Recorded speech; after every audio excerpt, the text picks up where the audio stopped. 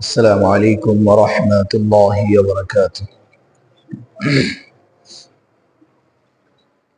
إن الحمد لله الأكرم الذي خلق الإنسان وكرم وعلمه من البيان ما لم يعلم، فسبحان الذي لا يحصى امتنانه باللسان ولا بالقلم، ونشهد أن لا إله إلا الله وحده لا شريك له، ولا ولد له ولا مثل له، ولا والد له ولا مثال له، ولا مكاظم له ولا مقارن له، ولا مساوي له ولا مضارب له، ولا مقابل له ولا مضارب له، ونشهد أن سيدنا وسندنا وطبيبنا وطبيب أرواحنا ومولانا محمدا عبد الله ورسوله صلى الله عليه وعلى آله وأصحابه وبارك وسلم تسليما كثيرا كثيرا. أرسله الله بالحق بشيرا ونذيرا وداعيا إلى الله بإذنه وسراجا وقمرا منيرا، وبشر المؤمنين بأن لهم فضلا كبيرا، ولا تطع الكافرين والمنافقين والفاسقين، ودع أذاهم وتوكل على الله، وكفى بالله وكيلا. أعوذ بالله من الشيطان الرجيم. بسم الله الرحمن الرحيم. يا أيها الذين آمنوا كتب عليكم الصيام كما كتب على الذين من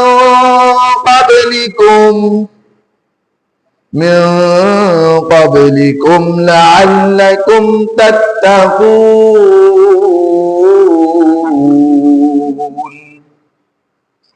وقال النبي صلى الله عليه وسلم: من صام رمضان إيمانا واحتسابا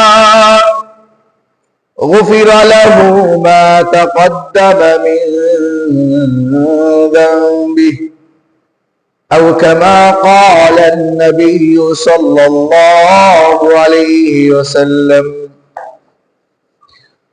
وقال الله تعالى في شأن رسوله: ما كان محمد أبا أحد من رجالكم ولكن رسول الله وخاتم النبيين وكان الله بكل شيء عليما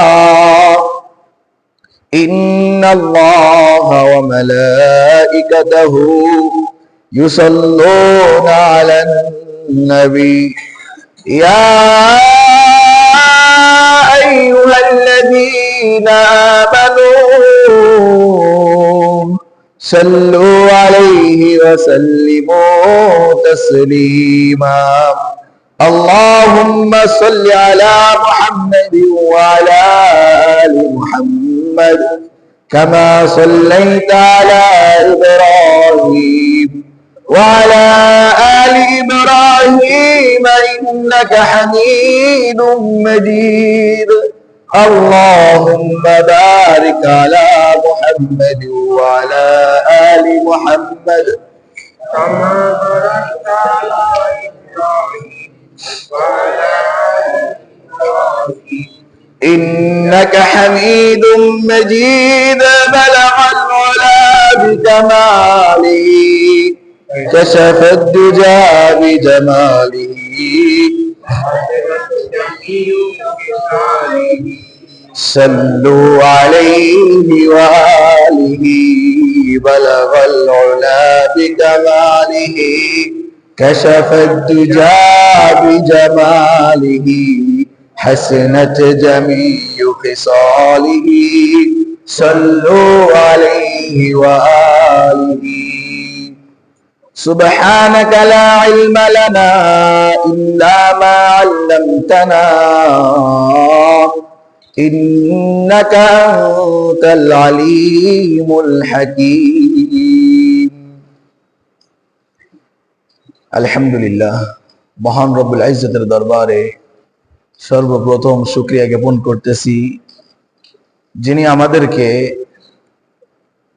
যে মহান সত্তা আমার আপনার মতো নাদান গুনাহগার বান্দাকে আল্লাহ তাআলা রমজানের আগ মুহূর্তে ঠিক রমজানের কিছু সময় আগ পর্যন্ত হায়াত দারাজ করছেন এবং জুমার দিনে জুমার নামাজের উদ্দেশ্য করে সেই রব্বে কারীম মসজিদ পানে ছুটে এসে বসার এবং আসন গ্রহণ করার তৌফিক দান করেছেন।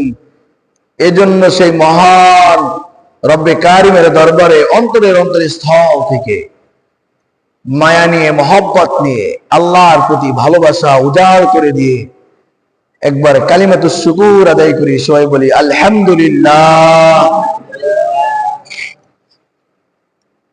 আল্লাহ তাআলা আমাকে আপনাকে এমন একটা সময় উপনীত করছেন, এমন একটা সময় যে সময়টার জন্য আল্লাহ রাসূল দোয়া করতে বলছেন, শিখাইছেন এতদিন। আল্লাহুম্মা বারিক লানা ফি রজব ওয়া শাবান ওয়া বাল্লিগনা রমাদান। এই দোয়াটা কেন করতে বলছেন? এই আর একটা দিন পরে আল্লাহ চাহিত আগামীকালকেই তারাবি। সুবহানাল্লাহ। আগামীকালকে কি তারাবি? আগামীকালকে তারাবি হইলে পরের দিন থেকে রোজা, অর্থাৎ আগামীকালকে সন্ধ্যা থেকেই রমজান শুরু। আলহামদুলিল্লাহ বলেন। এই রমজান পাওয়ার জন্য যাতে তুমি হায়াতটা আল্লাহর কাছে চেয়ে একটু দীর্ঘ করে নাও, এই রমজান পর্যন্ত পৌঁছায়। কারণ এই রমজানের ভিতরে কি আছে দোস্ত, এই আমার উম্মতেরা, তোমরা জানো না যদি এই রমজানের ভিতরে তোমার হায়াতটা শেষ হয়ে যায়, আল্লাহ রাসূল বলেন তোমার জিন্দেগির কবরের আযাব পাও। সুবহানাল্লাহ। তোমার কবরে আযাব না, বরকতময়, এত বেশি বরকতময় এই রমজান মাসটা। এই জন্য এই রমজান মাসের জন্য একটা দোয়া আল্লাহ রাসূল বেশি বেশি নিজেও করতেন, উম্মতকেও শিখাইছেন। এই দোয়াটা করতে থাকো, এই দোয়াটা করতে থাকো। এই দোয়াটা করতে করতে আল্লাহ যদি কবুল করে নেয়, তোমাকে রমজান মাস পর্যন্ত পৌঁছায় দিবে। তাহলে রমজান পাইলে কি হবে? রমজান পাইলে আল্লাহ তাআলার ওয়াদা লাআল্লাকুম তাত্তাকুন, তোমরা সবাই মুত্তাকি হয়ে যাবে। সুবহানাল্লাহ। কি হয়ে যাবে? মুত্তাকি। মুত্তাকি কাকে বলে? এক কথাই আল্লাহ ওয়ালা। এক কথাই কি? আল্লাহ ওয়ালা হয়ে যাবা। রমজান পাইলেই কি আল্লাহ ওয়ালা হয়ে যাব? আল্লাহ তাআলা কোরআনের ভিতরে বলতেছেন, ইয়া আইয়ুহাল্লাযীনা আমানু, হে ঈমানদারগণেরা, কুতিবা আলাইকুমুস সিয়াম, তোমাদের উপরে আমি আল্লাহ রোজাকে ফরজ করছি। রোজাকে কে ফরজ করছেন? কে ফরজ করছেন? আল্লাহ নিজেই ডাকতে বলতেছে, হে আমার বান্দারা, ইমানদারেরা শোনো, তোমাদের উপরে আমি আল্লাহ নিজে রোজাকে ফরজ করেছি। কামা কুতিবা আলাল্লাযীনা মিন ক্বাবলিকুম, তোমরা ভাবতে পারো আল্লাহ তাআলা তুমি কি শুধু আমাদের উপরেই কি রোজাকে ফরজ করছো? আল্লাহ এই প্রশ্নের জায়গা রাখে নাই, আল্লাহ নিজের থেকে বলে দিচ্ছে না না না, ইতিপূর্বে যত উম্মত আমি আল্লাহ দুনিয়ায় পাঠাইছি, নবী রাসূল পাঠাইছি, কিতাব পাঠাইছি, সমস্ত উম্মতের উপরে আমি আল্লাহ কুতিবা আলাস সিয়াম কামা কুতিবা আলাল্লাযীনা মিন ক্বাবলিকুম, তোমাদের পূর্ববর্তী যত উম্মত গেছে, আমি আল্লাহর বান্দা গেছে, যত নবী গেছে, নবীর উম্মত গেছে, যত কিতাব দিয়েছে, কিতাবের অনুসারীরা গেছে, সবার উপরে আমি আল্লাহ রোজাকে ফরজ করেছি। আচ্ছা বুঝলাম, আল্লাহ তুমি ফরজ করলা, আমাদের জন্য ফরজ করলা, আমাদের ইতিপূর্বে যত উম্মত গেছে এদের জন্য ফরজ করলা, কিন্তু করলাটা কেন? প্রশ্ন আছে না? এর একটাই উত্তর, আল্লাহর ভালো লাগছে এর লাগে করছে। এটা হচ্ছে সর্বপ্রথম ইমানদারের সবথেকে বড় আকীদা এবং বিশ্বাস থাকতে হবে। কারণ কিছু কিছু যুক্তি আর কিছু কিছু তর্কের মাধ্যমে গেলে কখনো ইসলামের সমাধান পাওয়া যায় না। ইসলামের সমাধান যুক্তি আর তর্কে আসে না। এক কথায় ইমানের মোমেনদারের সর্ব উৎকৃষ্ট ইমান, সর্ব উচ্চ ইমান পরিচয় এটা যে আল্লাহ দিছে, বেশ। কেন কোন তর্ক যুক্তি কোন অজুহাত খোঁজার সময়? বুজুর্গানের দিন থেকে একটা ঘটনা পাওয়া যায়। ইবলিস একদিন ধোঁকা দিতে এক রাখালকে গেছে চকে, চকের আইল কাটতেছে। রাখাল ৫ ওয়াক্ত নামাজ পড়ে, সাদা সিধা মুসলমান। শয়তান এক মুরব্বীর সুরাত নিয়ে গেছে, যা বলতেছে, দোস্ত আসসালামু আলাইকুম। কে বলে? শয়তান। শয়তান কিন্তু রূপ ধরতে পারে মানুষের রূপ। আপনার কাছে ওলি মনে হইতে পারে, কিন্তু আসলে পাক্কা শয়তান। এমন লোক, এমন মানুষও আছে, আছে না? আছে। এই শয়তান বৃদ্ধ এক মুরব্বী বাবা সেজে ওই কৃষকের কাছে গেছে, যাই বলতেছে, আব্বা জান আপনি মুসলমান? সালামের উত্তর দিছি, টের পাও না আমি কি? ঠিক আছে মুসলমান, একটা প্রশ্ন করি তোমার কাছে, রাগ করবা না তো? করো, সমস্যা নেই। সাদা সিধা মুসলমান, বুঝেন না? অত মায়ের কাছে বোঝে না। ইমানদার হতে গেলে কি লাগে? এক কথাই আল্লাহকে বিশ্বাস করতে হয় যে আল্লাহ একদম সৃষ্টিকর্তা আছে। আল্লাহ ছেলে মেয়ে আছে না? কি কইলি? কে কয়? কি বিষয় কয়? কি কইলি তুই? আল্লাহ ছেলে মেয়ে নাই, এই কথা ফিরে বলি কিন্তু মার খাবি। আল্লাহ বানাইছে কেডা? আল্লাহ যদি একটা তোমার সত্তা, তোমার রব, তোমাকে বানাইছে কে? আল্লাহ বানাইছে। তাহলে তোমার আল্লাহরে বানাইছে কেডা? তোমার খাই কাজ নাই? আচ্ছা এই সব কিছু বাদ। শয়তান দেখতেছে যে না, এর ই করা যাবে না, কোনো কিছু তো জানে না, মূর্খ মানুষ না, রাখাল, কৃষক মানুষ, কামলা মানুষ। বলছে আচ্ছা ঠিক আছে, একটা প্রশ্নের উত্তর দাও, তাহলে মনে করবে তুমি মুসলমান। একটা প্রশ্ন উত্তর দিলে আমিও মুসলমান হয়ে যাবো। ভাই কি করবো উত্তর? ভাই তোমার আল্লাহ যে এক, এর কোনো ছেলে মেয়ে সন্তান নাই, এটা দলিল কি? দলিল দাও, একটা যুক্তি দাও। কৃষক বুঝতে পারছে আমি তো গন্ডমূর্খ মানুষ, আমি তো এত যুক্তি টুর্কি তর্ক বুঝি না, জানি না। তবে আল্লাহ এক, এটা তো 100% শিওর। আল্লাহ এক 100% শিওর। তারপরে এই মুরব্বী আইসে আমার কোন একটা পেস লাগানোর জন্য। তা বলতেছে আল্লাহ এক, দলিল লাগবে? হয় একটু দলিল দাও, তাহলে আমিও মুসলমান হয়ে যাবো। খালি এনে একটু খাড়া, কে ওই যে কোদাল ধরেছে, একটু নিয়ে আসি। কোদাল নিয়ে আসতেছে, কোদাল ভেতরে কাইতে প্রমাণ দেবো যে আল্লাহ এক। আল্লাহ এক বিনা দলিলে আল্লাহ এক, বলে সুবহানাল্লাহ। কিসের? বিনা দলিলে আল্লাহ এক। এমন কিছু যুক্তি আছে, যুক্তি খাড়া করে। যুক্তি খাড়া করা কার কাজ? শয়তানের কাজ। সব প্রশ্নের উত্তর কি দিয়ে আসে না? যুক্তি আর তর্ক দিয়ে আসে না। এই জন্য ইসলামের সব বিধান চাইলে এটা কেন আল্লাহ করলো, কেন দিল, যাকাতের বিধান কেন খরচ করলো, এত টাকা খরচ করে আমি ইনকাম করলাম, ব্যাংক ব্যালেন্স করলাম, আমার টাকা আবার গরিবদের দিল কেন? যুক্তি আছে না? ইনকাম করলো সে, মানুষকে কেন দিতে হবে?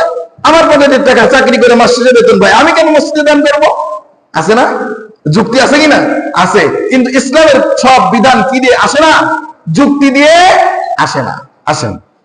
তাহলে আল্লাহ তাআলার কাছে আমরা কিছু সময়ের জন্য একটা প্রশ্ন করি, আল্লাহ তুমি আমাদের উপরে রোজাকে ফরজ করলো বুঝলাম, তুমি তো রোজা ফরজ করেছো কুতিবা আলাল্লাযীনা মিন ক্বাবলিকুম, যেভাবে আমাদের পূর্ববর্তী উম্মতদের উপরে ফরজ করছিলা আমাদের উপরে ফরজ করলা বুঝলাম, কিন্তু কিল্লাইয়া রোজা দিয়ে কি করবো আমরা, রোজা রাখলে কি ফলাফল, কি পাবো, কি দিবা?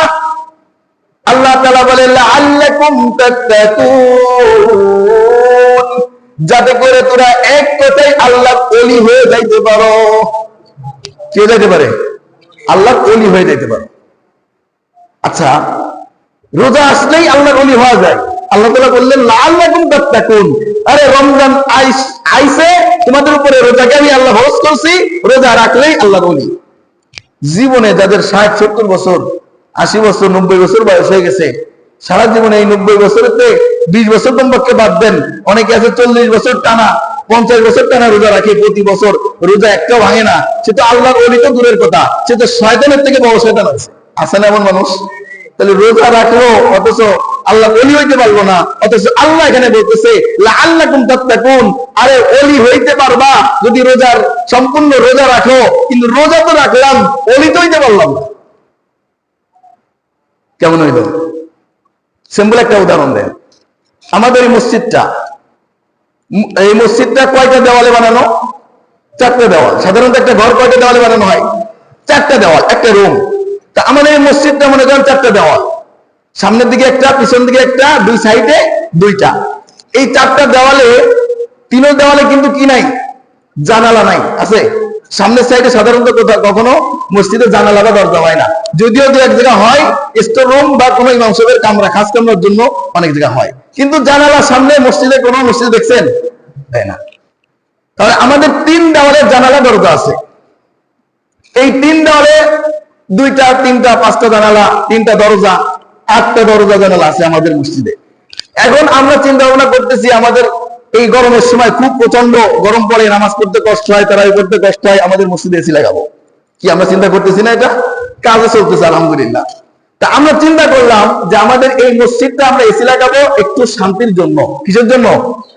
একটা শান্তির সাথে আমরা নামাজটা যেন আদায় করতে পারি, আল্লাহকে মন থেকে স্মরণ করতে পারি।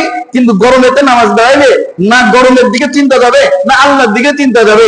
এই চিন্তায় একটু এসি লাগানোর জন্য প্রচেষ্টা করে আমরা ব্যবস্থাপনা করতেছি, ঠিক কিনা বলেন? আল্লাহ তাআলা তৌফিক দিলে লাগবে।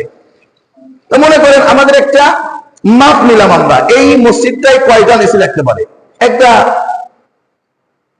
হিসাব নিকাশ করে দেখা গেল 8 টন এসি লাগবে। কয় টন? 8 টন। মনে করেন 10 টন এসি লাগবে আমাদের এই মসজিদটাকে শীতল করার জন্য, 10 টন এসি লাগবে। আচ্ছা, আপনাদের কাছে প্রশ্ন, এই মসজিদটা 10 টন এসি দিলে পরিপূর্ণ ঠান্ডা হবে না? সুন্দর ঠান্ডা হবে না? অনেকের কাছে ঠান্ডাও লেগে যেতে পারে 10 টন এসি দিলে।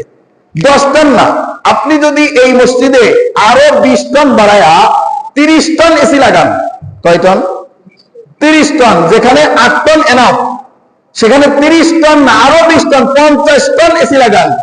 আর যদি এই 2 সাইডের জানালা আর সামনের দরজাগুলা খোলা রাখেন, তাহলে আপনাদের কাছে প্রশ্ন, বলেন এই এসি গুলো ছেড়ে 10 টন না আর 8 টন না 50 টন এসি ছেড়ে দিলেও যে পরিমাণ ঠান্ডা হওয়ার কথা, এই পরিমাণ ঠান্ডা কি মসজিদ হবে? বুঝছেন আমার কথা? বুঝছেন কেন হবে না? কারণ এসি চালানোর কিছু সিস্টেম, কিছু নিয়ম আছে। শুধু এসি লাগাইলেই ঠান্ডা হয় না রে দোস্ত। এসি লাগানোর সময়, এসি ছাড়ার সময় কিছু নিয়ম আছে কিনা বলেন? এসি যখন চালাইবেন জানালা দরজা ভালোভাবে লাগায়া আটকায় রাখতে হবে, যাতে করে এসির ঠান্ডা, এই তীব্র ঠান্ডাটা বেরোয় না যাইতে পারে, বাইরের আবহাওয়াটা, গরম আবহাওয়াটা ভিতরে না প্রবেশ করতে পারে। ঠিক তো দ্রুপদস্ত আল্লাহ তাআলা বললেন, ইয়া আইয়ুহাল্লাযীনা আমানু কুতিবা আলাইকুমুস সিয়াম কামা কুতিবা আলাল্লাযীনা মিন ক্বাবলিকুম লাআল্লাকুম তাত্তাকুন।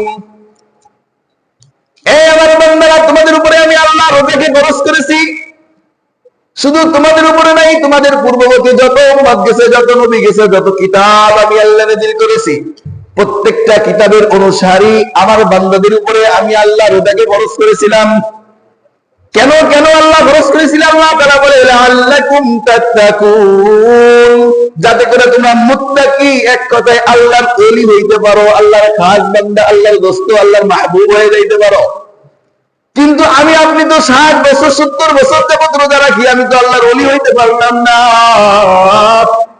আমি তো আল্লাহর দোস্ত, আল্লাহর মাহবুব হইতে পারলাম না। তাহলে আমার দোষটা, আমার ত্রুটিটা কোথায়? আল্লাহর কথা মিথ্যা না, আমার আপনার দুর্বলতা। আমার আপনার এই রোজা রাখার ঘাটতি আছে। যেমন আপনি এসি চালায়া জানলা দরজা যদি সব খুলে দেন, এসিতে ঠান্ডা করবে ঠিকই, কিন্তু ঠান্ডা আপনার অনুভব হবে না, ঠান্ডার সমস্ত শক্তি বের হয়ে যাবে। ঠিক রোজা রাখলে আল্লাহ ওলি হওয়া যায়? 1 মাসে 30টা রোজা দিয়েই আল্লাহ ওলি হওয়া সম্ভব? কি বলছি?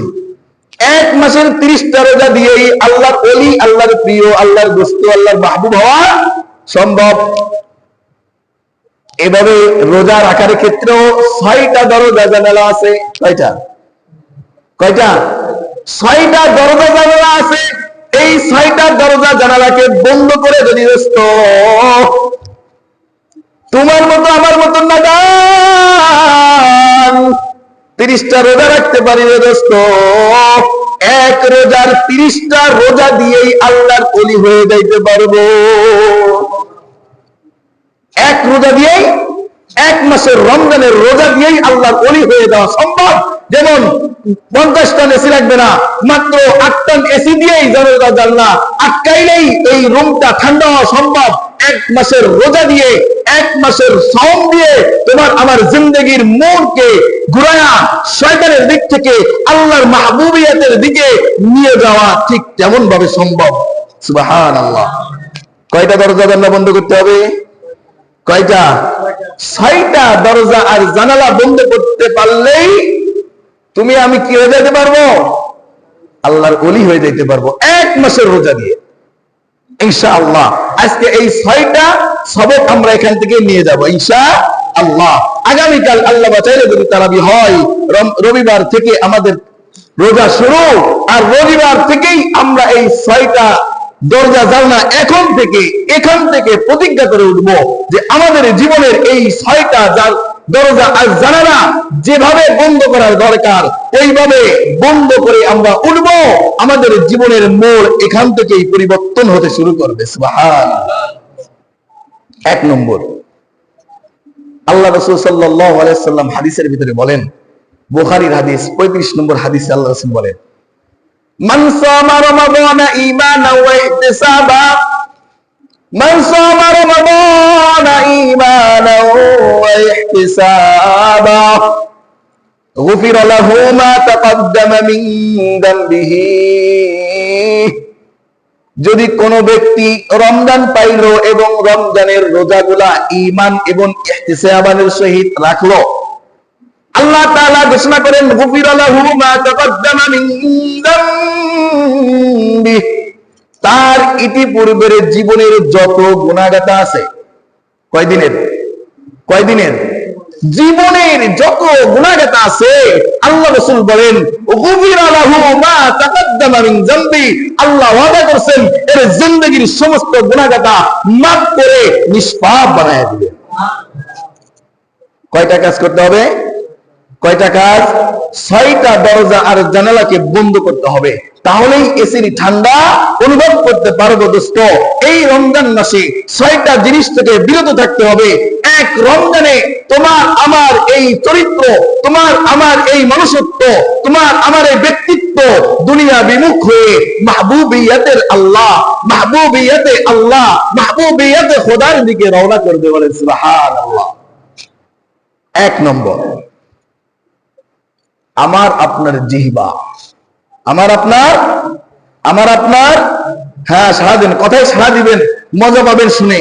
আমার আপনার জিহ্বা, মুখকে কন্ট্রোল করতে হবে। অনেকে দেখবেন রোজা রেখেও মানুষের গীবত করতে থাকে, পরনিন্দা করতে থাকে, গালিগালাজ করতে থাকে, মুখের অকথ্য ভাষায় একজনকে ছোট করতে থাকে। আসেনি? রমজান মাস তবুও তার ভিতরে সূচনা নাই, রোজা আছে, রোজাদার মানুষ নিজেও রোজাদার, আর একজনকে অকথ্য ভাষায় কথা বলে সেও রোজাদার। আল্লাহ রাসূল বলে তোমার এই রোজায় কোনো দাম নেই। ওই আল্লাহর ওয়াদা অনুযায়ী লাআল্লাকুম তাত্তাকুন, তুমি তোমার জবানকে যদি ঠিক না করতে পারো, রমজান মাসে তোমার জবান তোমার জিহ্বাকে যদি কন্ট্রোল না করতে পারো, তাহলে তুমি রোজা 1 মাস কেন, এইভাবে 80 বছর কেন, 800 বছর যদি রাখো, লাআল্লাকুম তাত্তাকুন হতে পারবে না। লাআল্লাকুম তাত্তাকুন এই ওয়াদা থাকবে না তোমার জন্য। প্রথম 1 নম্বর শর্ত, তোমার জিহ্বাকে কন্ট্রোল করতে হবে।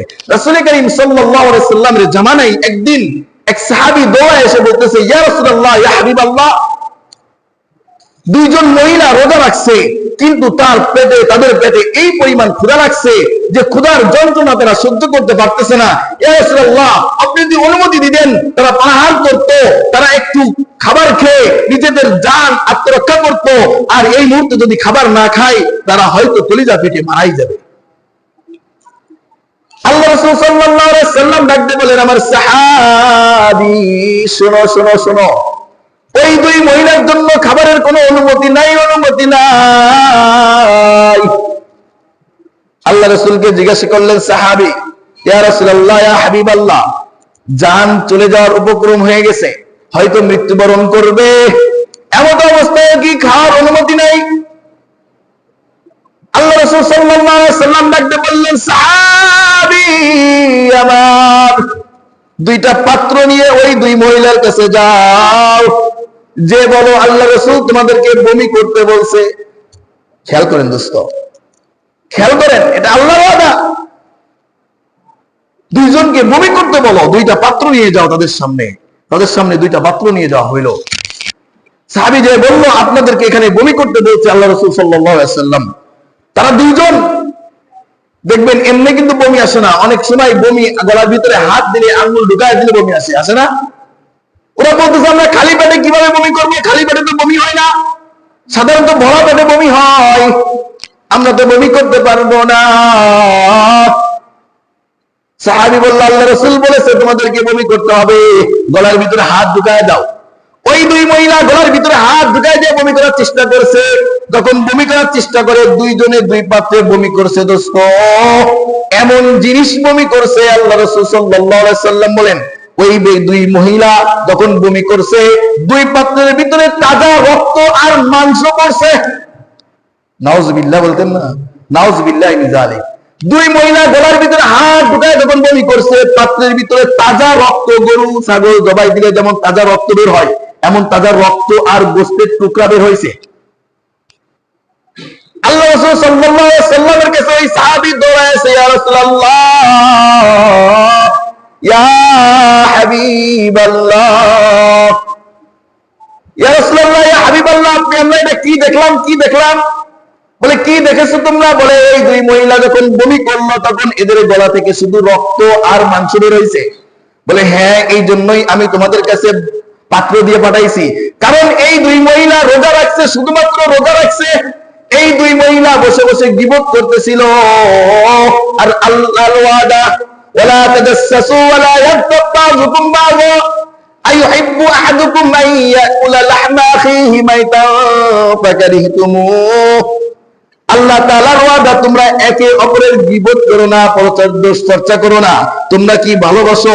তোমরা একজনের নিজের ভাইয়ের, মরা ভাইয়ের গোশত চাবায় খাইতে কি ভালোবাসো? ফাকারিহতুমুহ, আল্লাহ তাআলা বলেন অবশ্যই কোন মানুষ তার নিজের আপন ভাইয়ের মরা ভাইয়ের গোশত চাবাই খাইতে কেউই পছন্দ করে না।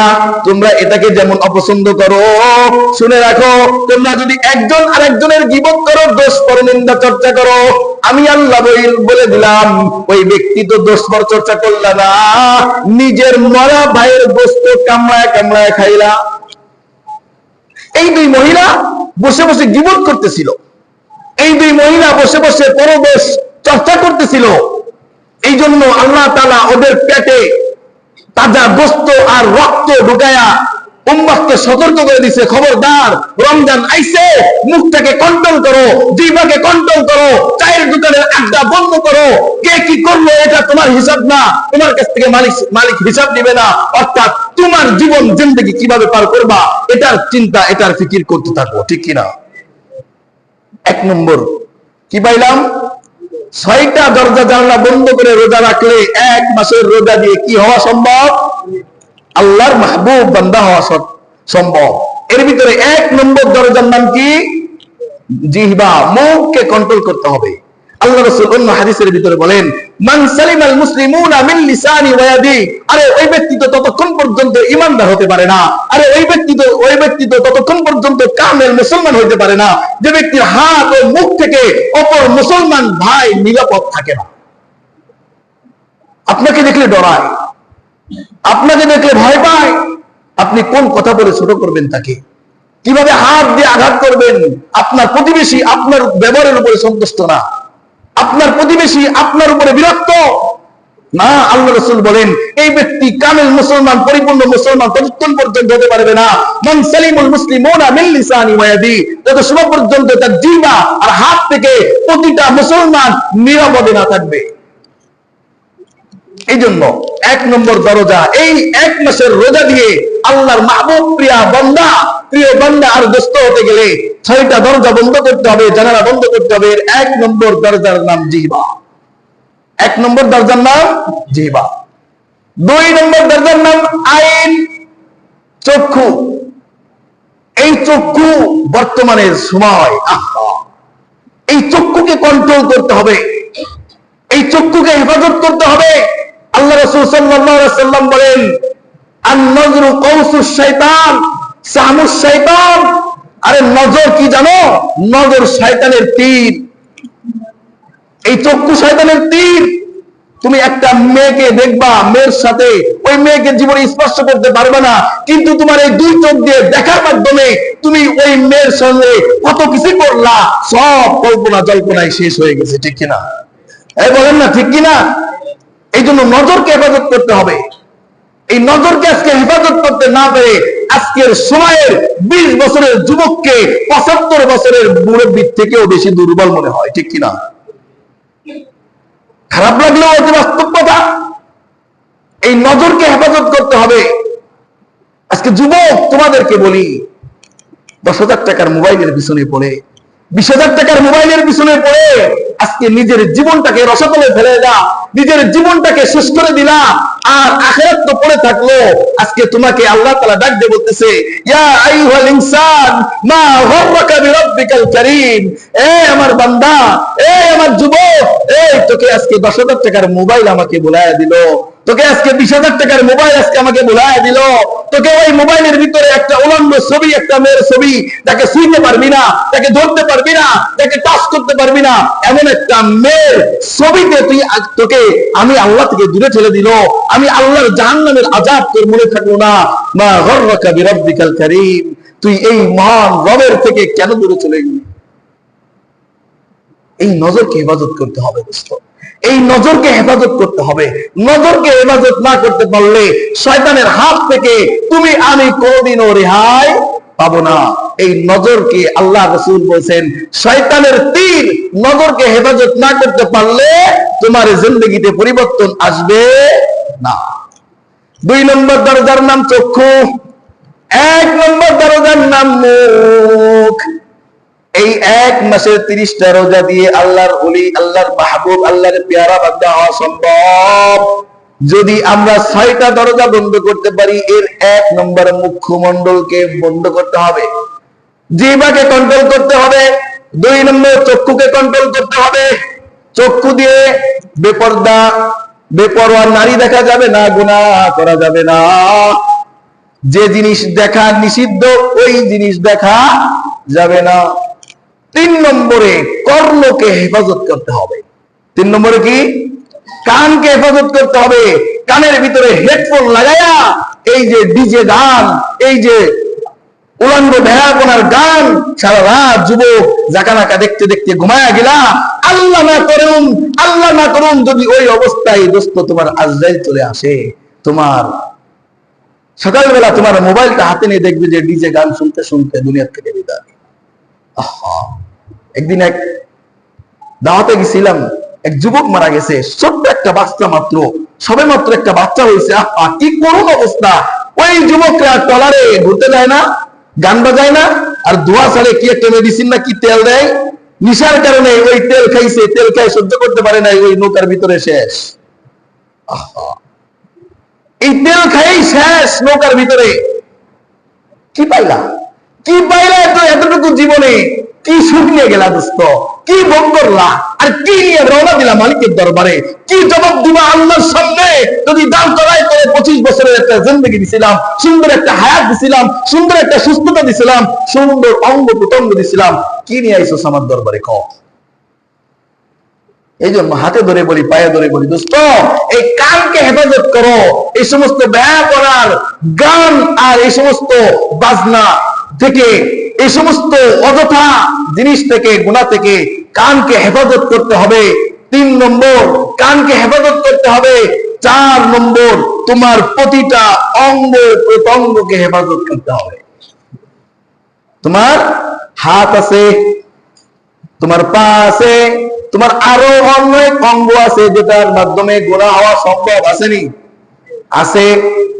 4 নম্বরে, তোমার অঙ্গে যত অঙ্গ আছে, তোমার শরীরের ভিতরে, তোমার বডির ভিতরে যত অঙ্গ আছে, প্রত্যেকটা অঙ্গকে গুনাহ থেকে হেফাজত করতে হবে।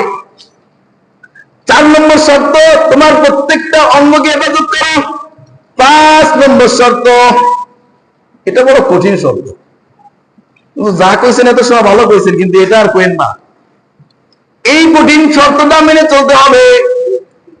হালাল উপার্জন দিয়ে সেহরি করতে হবে, হালাল উপার্জন দিয়ে ইফতার করতে হবে। এই হালাল নিয়ে যে কি সমস্যা, খুঁজে আর পান না। শুধু এই হালাল আর হারামের প্রশ্ন করেন।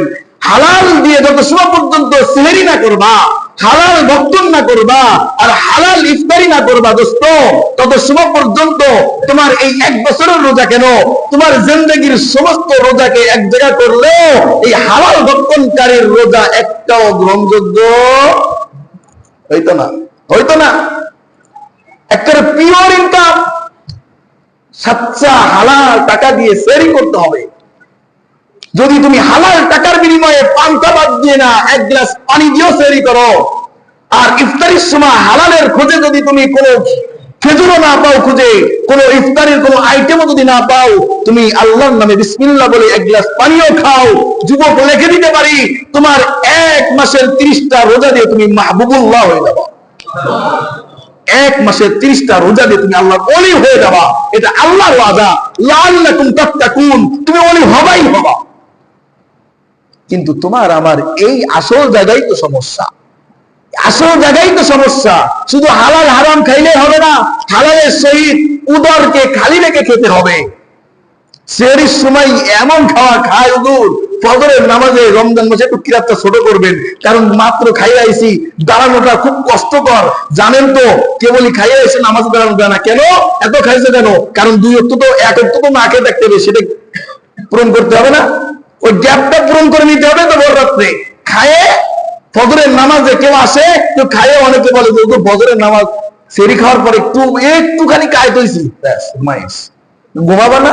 তোমার ভিতরে না ঢুকছে 3 বেলা কেন 7 বেলা, কিন্তু না খেয়ে দেখবা 1 বেলা দোস্ত।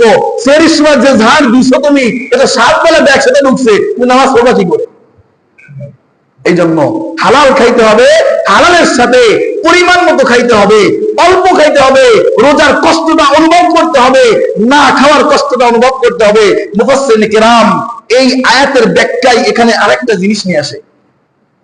না খাওয়ার ভিতরে কষ্ট, অল্প খাওয়ার ভিতরে যে কষ্ট, এটা বোঝানোর জন্য মুফাসসিরিন কিরাম আরেকটা এখানে আল্লাহ তাআলার হিকমত উল্লেখ করেন। এই হিকমতটা হচ্ছে, তোমাকে যে আল্লাহ সম্পদ দিছে, মাল দিছে, তুমি পর্যাপ্ত খাবার খাও, 3 ওয়াক্ত সুন্দর আকর্ষণীয় খাবার খাও, তোমার প্রতিবেশী, তোমার ভাই ব্রাদার, তোমার আত্মীয় স্বজন, তাদেরকে আল্লাহ ধন দেয় নাই, মাল দেয় নাই, অর্থ সম্পদ দেয় নাই, এরা যে না খেয়ে কষ্ট করে, কমপক্ষে এই কষ্টটা অনুভব যেন হয়। অল্প খাওয়ার ভিতরে এই শিক্ষাটা তোমাকে দিছে। আর তুমি আমি যে পরিমাণে খাইয়ে তো নামাজই পড়তে পারি না। 1 ওয়াক্ত খাবো, 1 ওয়াক্তটা 6 ওয়াক্ত উঠবো, এইদিকে 3 ওয়াক্ত, আর ইফতারির পরে 3 ওয়াক্ত। তারাবি কিসের তারাবি? সারাদিন রোজা ছিলাম, তারাবি তো সুন্নাহ, ওরে পরে রোজা ছিলাম না সারাদিন। এই যে না খাওয়ার যে গ্যাপটা, এই গ্যাপটা ক্যাপচার করতে হবে না? ইফতারের সময় অল্প সংখ্যক ইফতারি করা, অল্প সংখ্যক ইফতারি করা। আর আমরা তো মাশাআল্লাহ বাড়ির বিড়ি মানুষে তো কাজের মহিলা মনে হয়। ইফতারের আইটেম থাকে আজকে এটা এটা এটা এটা এটা এটা দিবা, শরবতটা 2-3 প্রকারের হবে, একটা এর শরবত হবে, একটা ইসুফগুলির ভুষের শরবত হবে, একটা এ হবে, খেজুর 3 থেকে 4 প্রকার হবে, এরপরে ফলের আইটেম 7 থেকে 8 প্রকার হবে, এরপরে ভাজা পোড়ার আইটেম তো নামাজের পরে শুরু হবে, ঠিক কিনা? আল্লাহ রাসূল সাল্লাল্লাহু আলাইহি ওয়াসাল্লাম বলেন, না, তুমি অল্প খাবারের ভিতরে যে কষ্টটা, তোমার দরিদ্র ভাই, তোমার প্রতিবেশী, তোমার আত্মীয় স্বজন যাদেরকে আল্লাহ মাল দেয় নাই, অনেকে শুধু পানি খায় ইফতারি করে, আসেনি? আসেনি? আপনার বাড়ি তো 7-8 প্রকারের ফল নিয়ে আসছেন, 3 থেকে 4 প্রকার দামি দামি খেজুর আনছেন, আপনার প্রতিবেশীকে কই একদিনে তো ইফতারি করাইলেন না? আপনার প্রতিবেশীর বাড়িতে 1 কেজি খেজুর কিনে দিলেন না? আপনার প্রতিবেশী খেয়ে রোজা আছে না না খেয়ে ইফতারি করতেছে, এটা তো একবার খোঁজ দিলেন না?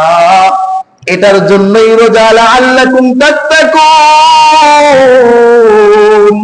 অল্প খাও, উদার খালি রেখে খাও, গরিবের কষ্ট বোঝো, না খাওয়ার কষ্ট অনুভব করো, গরিবের প্রতি আল্লাহর মাল, আল্লাহর দেওয়া মাল থেকে দান ও সদকা করো। এই জন্য এই রমজান মাসে 1 টাকা দান করলে সর্বনিম্ন কয় টাকার সব? সর্বনিম্ন। আর হাদিসের ভিতরে আসছে, যার তাকওয়া যত বেশি, যার ইখলাস যত বেশি, যার আল্লাহর উপরে মুত্তাকি যত বেশি, আল্লাহ তাআলা তার সবকে কত দিবেন? বিগাইরি হিসাব। হিসাব ছাড়া দিবেন। কি দিবেন? হিসাব ছাড়া। এই জন্য খবর নাও, 4 প্রকারের খেজুরের দরকার নেই, 3-4 প্রকার শরবতের দরকার নাই। তুমি ট্যাঙ্কে শরবত বানাও, তোমার প্রতিবেশীকেও একটু ট্যাঙ্কে কি করো? অংশীদারি করো। আরে না দিতে পারো, তোমার ইফতারি থেকে 2 দিন 2 ফ্যামিলিকে 2 দিন ইফতারি করো, 2 প্লেট ইফতারি, প্রত্যেক দিন 1 প্লেট ইফতারি 1 বাসায় পাঠাও। কমপক্ষে এতটুকু কাজ তো করা যায়। এই জন্য উদার খালি রেখে খেতে হবে। সেহরি ইফতারি কি দিয়ে করতে হবে? হালাল রুজি, হালাল উপার্জন দিয়ে করতে হবে। এটা কয় নম্বর শর্ত ছিল? 5 নম্বর শর্ত। 6 নম্বর শর্ত, এত কিছু মেনটেন করলা, জবানকে হেফাজত করলা, চক্ষুকে হেফাজত করলা, কর্মকে হেফাজত করলা, অঙ্গ প্রত্যঙ্গকে গুনাহ থেকে মুক্ত রাখলা, উদার কুমায় খাইলা, এরপর হালাল রুজি দিয়ে খাইলা। ইফতারির সময় মনে করবা আমি জান্নাতি ব্যক্তি, রোজা আজকে রাখছি, খবর আছে আমার, আমি আজকে একটা রোজা রাখছি, এই মাসের রোজাটা একেবারে বানাই ফেলছি না। এই অন্তরের ভিতরে এই দুর্বলতাটা আনতে হবে। মালিকের কাছে ইফতারিকে সামনে নিয়ে বলতে হবে, মালিক, আয় আল্লাহ, তোমার কাছে কত তোমার মাহবুব পিয়ারা বান্দারা পরিপূর্ণ কামেল রোজা পেশ করতেছে। আল্লাহ, আমি রোজা রাখতে পারি নাই, তোমার হুকুম মোতাবেক আল্লাহ রোজা রাখতে পারি নাই, ভুল ত্রুটি সহিত আল্লাহ চেষ্টা করেছি। আল্লাহ, তুমি ওই তোমার মাহবুব পিয়ারা বান্দাদের রোজার সহিত আমি এই নাদান বান্দার এই ত্রুটি যুক্ত এই রোজাটাকেও তুমি আল্লাহ কবুল করে না। এই মনোভাবটা নিজের ভিতরে, এই মনোভাবটা আনতে হবে। ভালো কাজ করতে পারছেন, হালাল খাইতে পারছেন, ইফতারি কম করছেন, সেহরি কম করছেন, সারাদিনই একটা বকাঝকাও দেন নাই, সারাদিনই একটা কানের গুনাহ করেন নাই, সারাদিনই একটা বেগানা নারীও চোখে দেখেন নাই। এত কিছু করার পরেও নিজের ভিতরে এই ভাব আর ভীতি আনা যাবে না যে আমি মনে হয় কিছু আদায় করে ফেলছি, আমি মনে হয় কিছু একটা হয়ে গেছি, আমার ইবাদতটা দিয়ে মনে হয় জান্নাতে চলে গেছি। এমন কিছু মানুষ আছে, কিছু একটা ভালো কাজ করলে মোটামুটি হুজুর, মোটামুটি জান্নাত কনফার্ম না, আমি এটা করি, আমি এটা করি।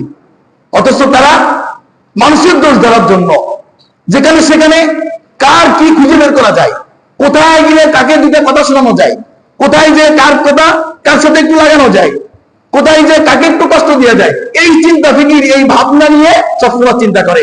অথচ চিন্তা করে না যে আমার চলতি পথে, আমার জিন্দেগিতে কত ভুল থেকে গেছে, কত ত্রুটি থেকে গেছে, আমি নিজেকেই তো এখনো সংশোধন করতে পারি নাই, নিজেকে তো এখন দাঁড় করাইতে পারি নাই, আমি অন্যের দিকে কিভাবে আঙুল তুলি? ঠিক কিনা বলেন?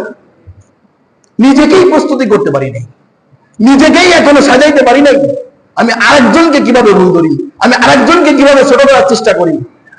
এই জন্য সারাটা দিন রোজা রাখবেন, ইফতারি করবেন, সেহরি করবেন, হুকুম মোতাবেক তারাবি নামাজ পড়বেন, পড়ার পরেও নিজেকে মালিকের সামনে এভাবে ছোট্ট করে অনুনয় বিনয় করবেন, নিজেকে তুচ্ছ মনে করবেন, নিজেকে একেবারে হিরো মনে করবেন, করে মালিকের কাছে হাত দুখানা পেতে দুই চোখের পানি ছেড়ে দিয়ে বলবেন, মালিক তোমার হাজারো বান্দা আছে, আল্লাহ তোমার এই রমজান মাসে ক্ষমাপ্রাপ্ত হাজারো লক্ষ তোমার বান্দা আছে, আল্লাহ তোমার এই নাদান বান্দাকে, তোমার এই গুনাহগার বান্দাকে, তোমার এই পেয়ারা বান্দাদের সাথে আল্লাহ তোমার মাগফিরাতের চাদর দিয়ে জড়ায় নাও, আল্লাহ তোমার রহমতের চাদর দিয়ে একটু জড়ায় নাও। এই মনোভাবটা আনতে হবে, এই মনোভাবটা আনতে হবে। তাহলে আমরা কি শিখলাম আজকে? 6টা জিনিস, 6টা দরজা জানালাকে বন্ধ করে যদি 1 মাসের রোজা রাখতে পারি, আল্লাহ তাআলার ওয়াদা লাআল্লাকুম তাত্তাকুন, তোমরা আল্লাহর ওলি হয়ে যাবা। কি হয়ে যাবা?